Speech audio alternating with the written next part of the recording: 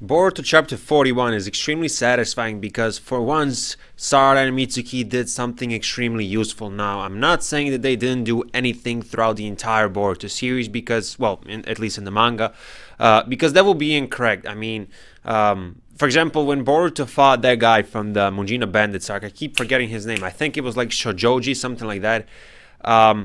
Like he was about to lose, and then Mitsuki and Sarada kicked in, right? They came into the fight and helped them, and they did a couple of other small things as well.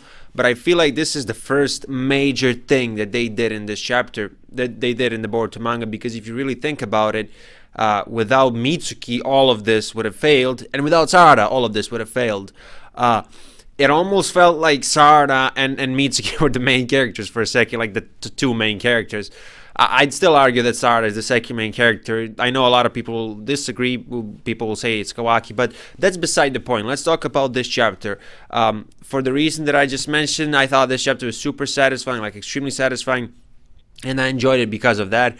However, I don't agree, again, with most people on Twitter who are saying Boruto greatness and stuff like that for this chapter, because I thought it was a good chapter, nothing more.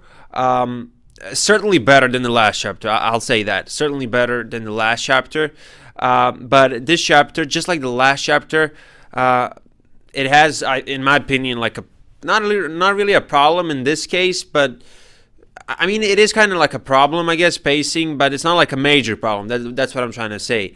As much as I enjoyed this fight, and this portion of the fight, and the tactical aspect of this chapter, and especially Sarada's and Mitsuki's roles, I still thought it was stretched out, especially the first half of the chapter. Then I get it. I get why.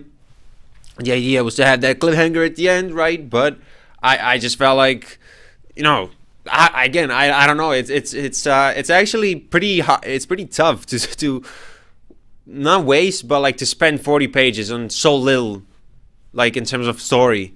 In this, because like if you really think about it, you can really sum up this chapter shortly. Sarada and Mitsuki, Mitsuki because he took the blood of Boro, and Sarada because of her Sharingan analysis, they come up with this plan. They bait what's his name, Boro, and then Kawaki and Boro to attack. Now that, if you pay attention to what I said, that's so fucking simple. It's smart, don't get me wrong, incredible tactics. It had that OG Naruto vibe in it, like this chapter, but that's so simple. Yet 41 pages were spent on it, and it's just flabbergasting. Like you need to be super smart to do this in terms of how you draw the panels, how much you stretch it out, this and that. Like this is not an easy job. Don't get me wrong.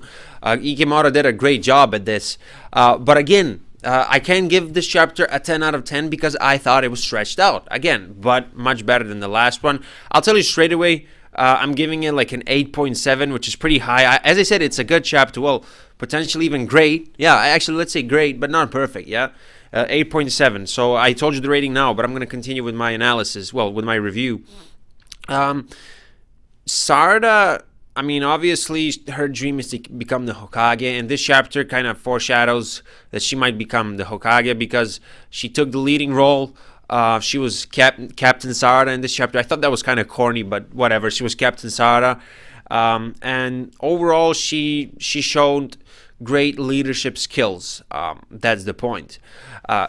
There was one moment in this chapter that I didn't particularly like. I don't know if it was done for comedy purposes or not, but basically when Mitsuki, I think it was Mitsuki, when he was talking about Sarada and how she should be this captain or whatever, Boruto was like, "Oh, why does she get to be the captain?" And that was very out of character from Boruto, especially at this point in the story, because we're so far into the story. Most people would agree that the time skip is getting pretty close, but the time skip really doesn't have anything to do with this. But the point is, that just felt out of character, right? They're on this mission, right? They're on this very dangerous mission. They're fighting against a Sakara member. They're trying to save Naruto, and Naruto is Boruto's father, and for him to be kind of insulted by the fact that Mitsuki chose Sarada as the captain. That's just out of character. If that was how Boruto is normally, then okay. Like, he is competitive. Him and Sarada tease each other quite often throughout the Boruto series, and stuff like that. But I just felt like in this very moment when they're fighting against this Kara member, for him to kind of be a brat about it, I just thought it was out of character. And that's the point 3 that I'm taking out of this episode, because with just the pacing issue, in my opinion, with just that, it would be 9 out of 10. But this is, and again, I'm just taking point 3 because it's a small detail. It's literally like one panel in the chapter. Like some might say that I'm nitpicking, which is just dumb, because why would I nitpick my favorite series? And overall, I think nitpicking is a very, it's not. I'm not trying to say it's not defined as a term, but it's very, like, I don't like that term. I don't really use it that much. Just like the word boring when I describe chapters, like, and episodes. I don't think I've ever, well, I reviewed over 130 episodes, so I probably used that word once or twice, but I never, I don't like words like that. I don't think that they mean too much, right?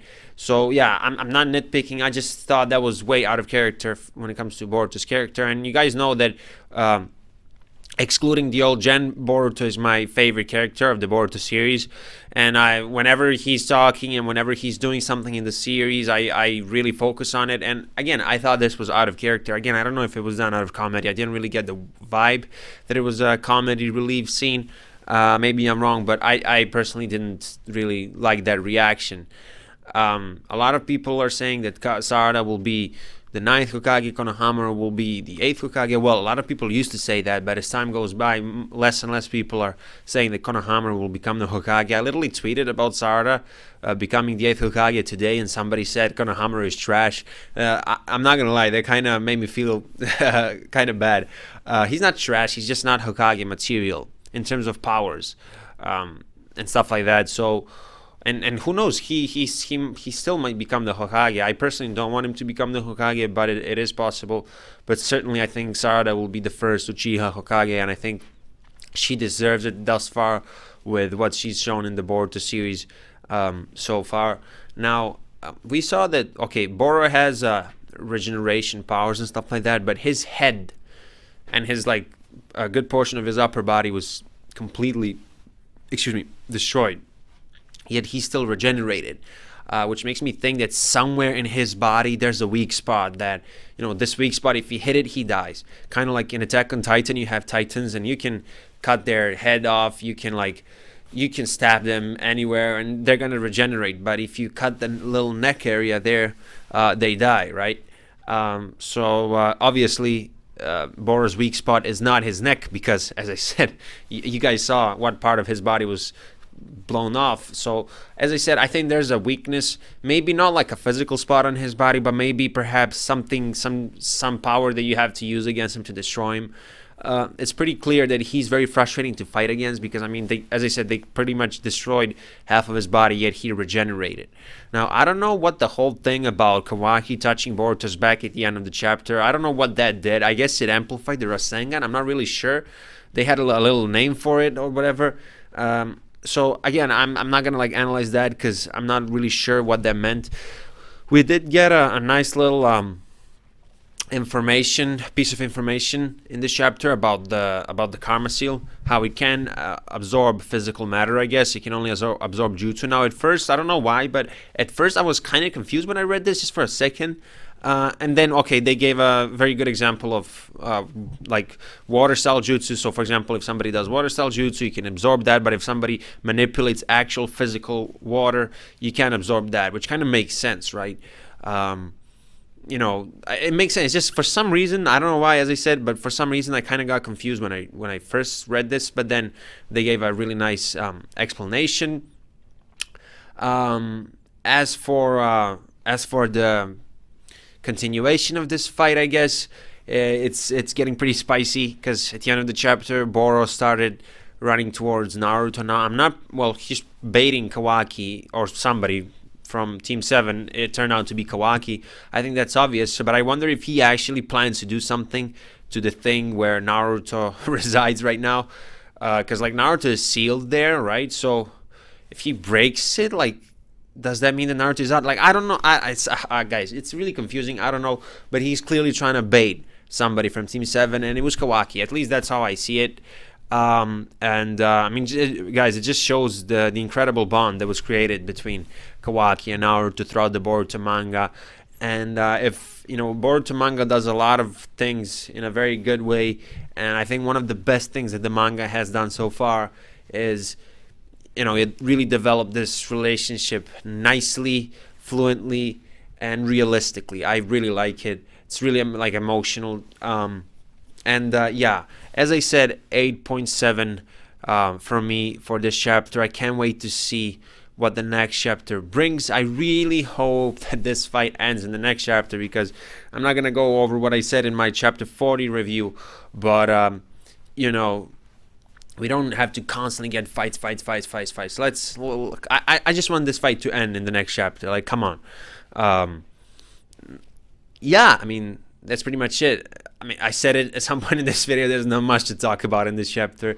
It's basically Sarada and Mitsuki figuring out a strategy, baiting Boro, and then Boro does the Rasengan with Kawaki's palm on his back. Yet somehow they did it in 41 pages. I really don't understand that. That's a fucking skill, right? No ordinary people can do that. Anyway, that was your boy Hokage, and I'll see you in my next video. Bye.